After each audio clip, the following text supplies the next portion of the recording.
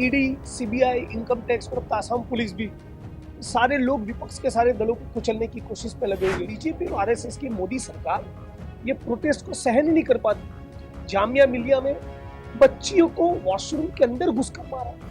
ये जो आरएसएस की जो राजनीति है वो ठीक नहीं है, वो भारत के मूल्यों के साथ नहीं है, वो भारत के संविधान का स्पिरिट नहीं है। और बेरोजगारी और महंगाई आज सातवें आसमान पर पहुंच गए और कमाई हो रही है अडानी और अंबानी की।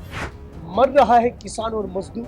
कोई पत्रकार सवाल पूछे, कोई वकील केस करे, कोई एनजीओ का कार्यकर्ता हो, कोई ह्यूमन राइट्स पर काम करने वाला हो, कोई पवन खेरा हो, तो आप जेल में डाल रहे हो। तो मैं मानता हूं कि सारे जाति और धर्म के लोगों को भारतीय बनकर एक मंच पर आकर मोदी जी की जो राजनीति है उसके खिलाफ खड़ा होना चाहिए। और देखिए, ये मुल्क मौलाना आजाद के है, बाबा साहब अम्बेडकर का है, भगत सिंह का है, पेरियार का है, फूले का है, सूफी संतों का है, रविदास और कबीर का है। इस देश में जीत मोहब्बत की ही होगी। इंडियन यूनियन मुस्लिम लीग चेन्नई में अपना 75वां प्लेटिनम जुबली कॉन्फ्रेंस कर रही है। उसमें शिरकत करने के लिए गुजरात के वडगाम से कांग्रेस के विधायक और तेजतर्रार नेता जिग्नेश मेवानी आए हैं। जिग्नेश मेवानी ने अपने भाषण में यहाँ एक के बाद एक मोदी सरकार पर कई हमले किए हैं। इनसे जानते हैं कि ये जो फिलहाल सिचुएशन है, संविधान और समाजवाद और धर्मनिरपेक्षता की जो बात इन्होंने की है, उस पर जो लगातार हमले हैं, उसे किस नजरिए से देखते हैं? देखिए, ये मुल्क मौलाना आजाद के है, बाबा साहब अम्बेडकर का है, भगत सिंह का है, पेरियार का है, फूले का है, सूफी संतों का है, रविदास और कबीर का है। इस देश में जीत मोहब्बत की ही होगी। स्वतंत्रता के आंदोलन में सारे जाति और धर्मों के लोग थे। पारसी थे, बुद्धिस्ट थे, जैन थे, मुस्लिम थे, हिंदू थे, आदिवासी, दलित, ओबीसी, सब थे। तो केवल एक ही समुदाय को टारगेट करना, ये जो आरएसएस की जो राजनीति है वो ठीक नहीं है, वो भारत के मूल्यों के साथ नहीं है, वो भारत के संविधान का स्पिरिट नहीं है। ऐसे भी हमारे मुल्क में 18-20 करोड़ लोगों के सर के ऊपर शेल्टर नहीं है। मजदूर बड़ी मुश्किल से न्यूनतम वेतन पाता है। आज भी आदिवासी दलित के ऊपर भयंकर उत्पीड़न है। 100 में से 55 बहनें एनीमिक है, 100 में से 40-45 बच्चे कुपोषित है। तो ये भारत की असली समस्या है। तो मैं मानता हूं कि सारे जाति और धर्म के लोगों को भारतीय बनकर एक मंच पर आकर मोदी जी की जो राजनीति है उसके खिलाफ खड़ा होना चाहिए। और बेरोजगारी और महंगाई आज सातवें आसमान पर पहुंच गए और कमाई हो रही है अडानी और अंबानी की। मर रहा है किसान और मजदूर।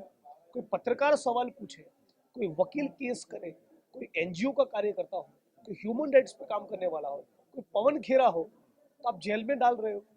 तो विरोध तो होगा ना। कल को हम सत्ता में आएंगे तो हमारे खिलाफ भी पत्रकार सवाल पूछेंगे, हमारे खिलाफ भी कोर्ट में याचिकाएं दर्ज होगी, हमारे खिलाफ भी रैली होगी, धरने होंगे। वही तो लोकतंत्र की जान है।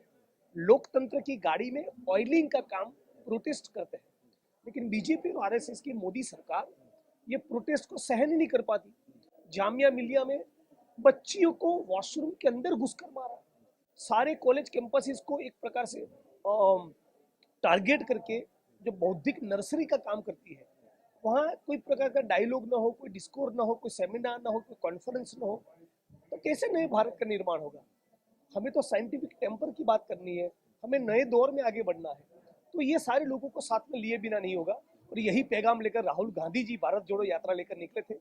यही पैगाम लेकर आज मैं पेरियार की भूमि में तमिलनाडु आया हूँ। आप पेरियार की भूमि में आए हैं, आपने कई सारे उत्पीड़न गिनाए कि दलितों पर अत्याचार हो रहा, मुसलमानों पर अत्याचार हो रहा, लेकिन उसके बावजूद एक के बाद एक जो बीजेपी है वो राज्य फतेह करती जा रही है, लगातार उसकी झोली में जीत मिल रही है। जी, ये हम लोगों की कमनसीबी है और विपक्ष के तौर पे हम लोगों को इंट्रोस्पेक्शन करना चाहिए और हम कर रहे, आगे भी करेंगे कि इतनी गंभीर समस्या, इतनी गंभीर परिस्थिति होने के बावजूद ये किस प्रकार से मोदी जी और आरएसएस जीत पा रहे हैं। और हाँ, एक बात जरूर कहना चाहूंगा, जिस प्रकार से पूरे पूंजीपति उनके साथ लगे हुए हैं, ये एक बहुत बड़ा फैक्टर है। दूसरा, ईडी, सीबीआई, इनकम टैक्स और आसाम पुलिस भी सारे लोग विपक्ष के सारे दलों को कुचलने की कोशिश में लगे हुए हैं। लेकिन सबके बावजूद, और मैं मानता हूं कि आपकी बात सही है, विपक्ष के तमाम दलों को एक मंच पर आकर नए भारत का निर्माण कैसा, उसका ब्लूप्रिंट तैयार करके और भी बेहतर तरीके से मुकाबला करना पड़ेगा। नए भारत के दो आइडिया हैं। एक आइडिया प्रधानमंत्री मोदी देते हैं, एक आइडिया आप दे रहे हैं कि नए भारत विपक्ष आज एक साथ आ जाए। आपने प्रधानमंत्री मोदी जब जर्मनी गए थे वो कहकर आए थे कि विश्व में सबसे बड़ा लोकतंत्र हमारा है और हम जनक है लोकतंत्र के। लेकिन विश्व में बड़ा जी, सबसे बड़ा लोकतंत्र भारत है, ठीक है, तो उसको बर्बाद करने पर क्यों तूले हो? मैंने तो आपको शांति और अमीन का अपील करता हुआ ट्वीट किया था, एक आसाम की जेल में डाल दिया, राइट? तो ये किस प्रकार का लोकतंत्र है? उसी सवाल की बात आ रही है कि अभी व्यक्ति जो है जो विपक्ष की जो जिस तरह से असहमति की आवाज उन्हें दबाने के लिए आपने जिक्र किया अपने भाषण में भी कि एक और एजेंसी बनी है आसाम पुलिस। हाँ, तो आपके राज्य की सरकारें जहां जहां हैं वो पुलिस क्यों नहीं कार्रवाई करती उन लोगों के खिलाफ जो नफरत फैलाती है? हम वो तो कार्रवाई करते हैं, लेकिन हम लोग टारगेट नहीं करते। कानूनी कार्रवाई करना एक बात है, राइट, और किसी को टारगेट करना दूसरी बात है। मैंने कुछ गलत किया और आप एसपी हो तो आप मेरे खिलाफ एफआईआर करो, लेकिन मैं शांति और अमन का अपील करूं और फिर भी आसाम पुलिस से आप उठा के ले जाओ, ये तो लोकतंत्र नहीं। आपने कहा जाएगा तो मोदी ही।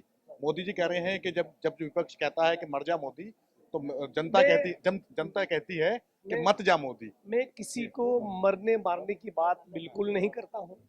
मैं भारत के संविधान में मुझे यकीन है, भरोसा है, मैं सबको साथ में लेकर चलने की बात करता हूँ। मैं यही कहता हूँ, मोदी जी की कम्युनल जो राजनीति है वो मरनी चाहिए।